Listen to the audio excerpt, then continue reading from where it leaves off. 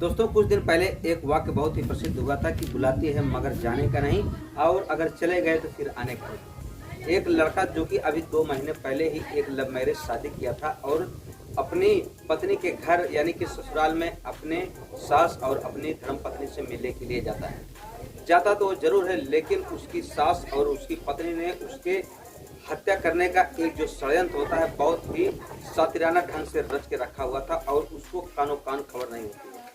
जब वह अपने ससुराल में जाता है तो उसकी ससुराल वाले उसकी आवभगत बहुत ही प्रेम पूर्वक करते हैं, लेकिन वह समझ नहीं पाता कि अक्सर जब बकरे को हलाल करना होता है तो सबसे पहले उसको हरी हरी घास खिलाई जाती है। ठीक वैसा ही उस व्यक्ति के साथ होता है और उसको चिकन खिलाया जाता है, बियर पिलाया जाता है और अंततः जब वह लड़का फुल नशे में हो जाता है तो उसकी गला काट कर हत्या कर दी जाती है। दोस्तों आज की जब घटना सुनेंगे तो आप भी रिश्तों पर से एक बार विश्वास हट जाएगा, क्योंकि आज की घटना इतनी दर्दनाक है कि एक लड़का जो कि अपनी से उम्र में काफ़ी छोटी लड़की से शादी करता है, लव मैरिज करता है और जब वह अपने ससुराल जाता है तो उसकी हत्या हो जाती है।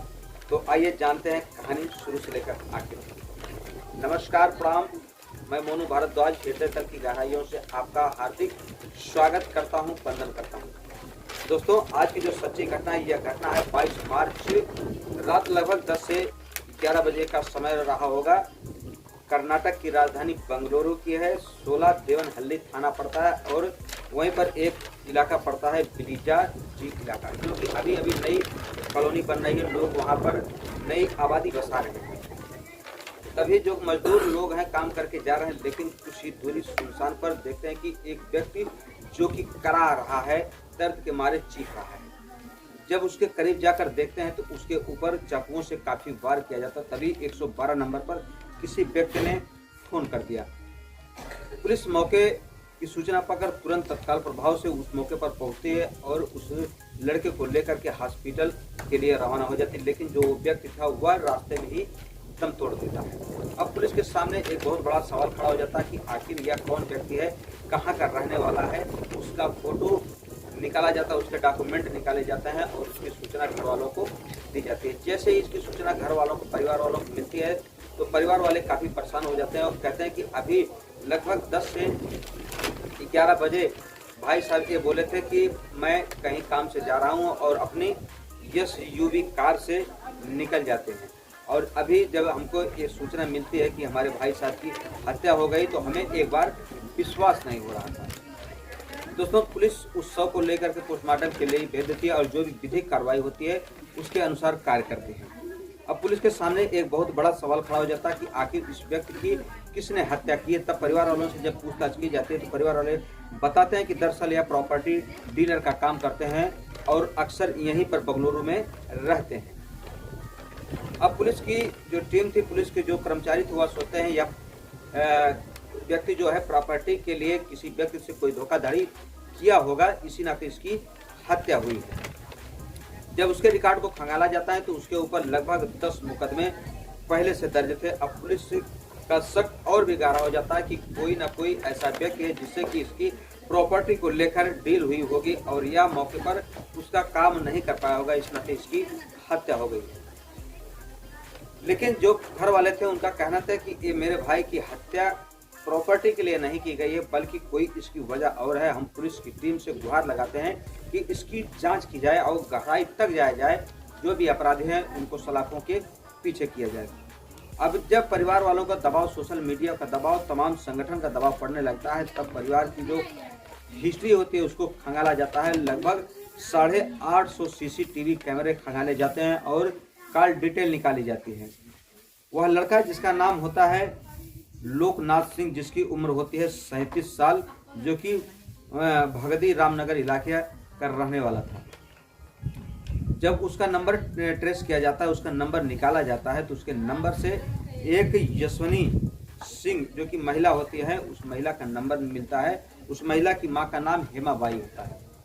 जब यशवनी सिंह को गिरफ्तार किया जाता है, उससे पूछताछ की जाती है, तो वह बताती है कि हमें इससे हत्या से कोई लेना देना नहीं। लेकिन कहा जाता है कि पुलिस टीम जब अपने आप से पूछने लग जाए, अपने तरीके से पूछने लग जाए, तो निश्चित तौर पर मुर्दा भी बोलने लगता है। अब यशवनी जो होती है वह से जब बातचीत की जाती है तो वह बताती है दरअसल यह मेरा पति है और हमने लगभग 2 महीने पहले ही अभी लव मैरिज इससे शादी की हुई है।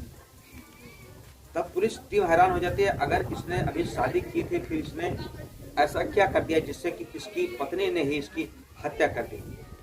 जब यशोनी की टीम उम्र को देखा जाता है तो यशोनी की उम्र अभी महज 19 साल है और जो मरने वाला लोकनाथ सिंह है उसकी उम्र लगभग 38 साल है, यानी कि दोनों की उम्र में काफी फासला था, यानी आधे आध का फासला था।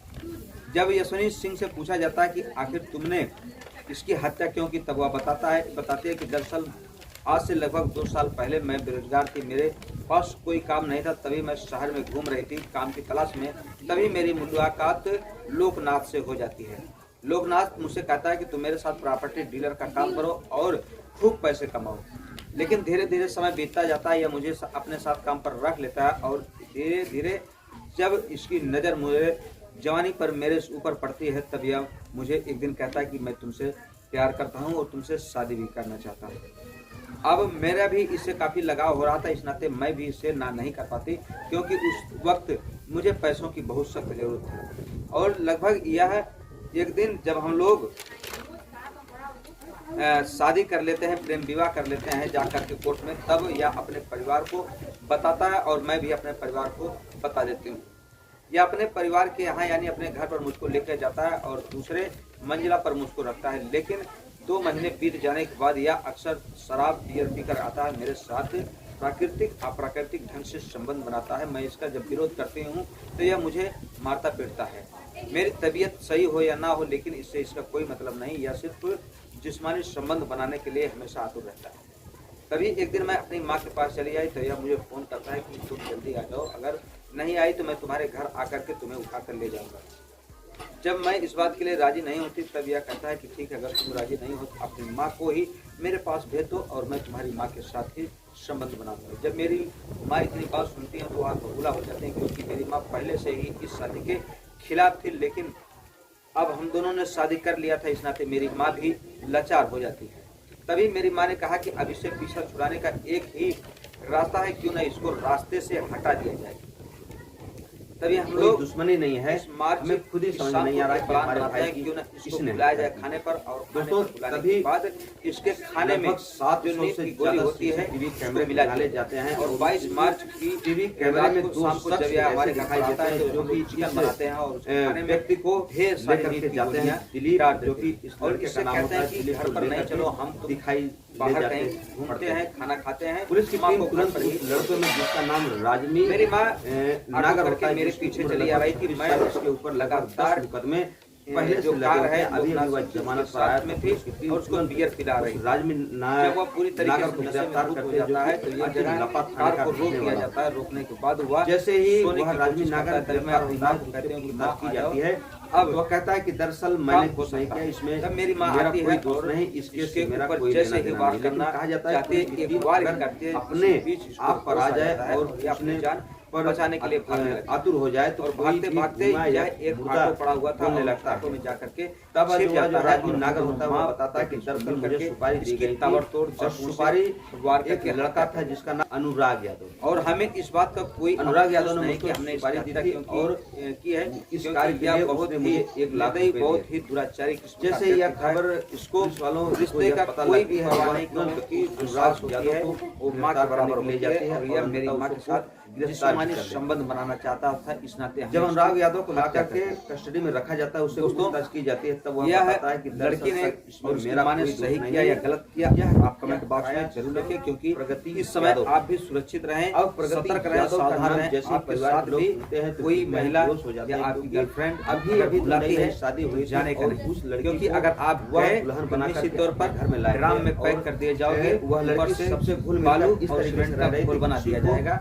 अभी अभी जैसे कि अन्य खबरें भी है, एक महिला अपने ही बेटे या हमारे भाई की पूरे शहर में लाश को छिपाने के लिए दरअसल जो प्रगति यादव की उस लड़के हैं उनकी जान यादव पड़े हैं, वह अपनी जान बचाने के लिए दिलीप के बड़े टक रहे हैं। इस नाते संदीप सतर्क रहें, सावधान रहें। यानी कि दिलीप आप कमेंट बॉक्स में जो पारू निरावत ने कि आप की शादी कहानी आपको क्या सीख मिलते हैं आपसे अगले वीडियो में। तब तक ले जो दिलीप और संदीप हैं दोनों भाई हैं और इनका कारोबार कन्नौज में जो हाइड्रा मशीन होती है, क्रेन मशीन होती है, इनका है और लगभग बताया जाता है इनके पास 20 से ज़्यादा क्रेनें हैं और हाइड्रा मशीन है।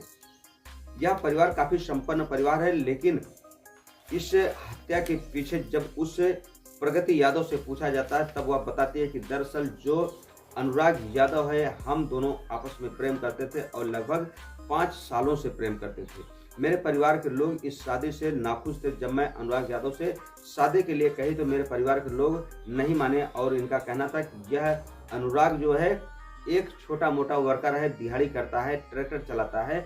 और जब मेरी बहन पारुल ने आकर के मेरे घर वालों से बात की कि अगर आप लोगों को कोई नाराजगी ना हो तो प्रगति की शादी मैं अपने देवर से करा दूं, दिलीप से। परिवार के लोग काफी खुश हो जाते हैं और कहते हैं इससे अच्छा रिश्ता तो हमारे लिए कोई हो नहीं सकता। तभी हमारी शादी हमारी गैर मर्जी के बगैर हो जाती है और जब हम अपने ससुराल पहुंचते हैं तो ससुराल पहुंचने के बाद मुझे मुंह दिखाई में लगभग 1 लाख रुपए मिले थे और जेवरात मिले थे, काफी अच्छे खासे।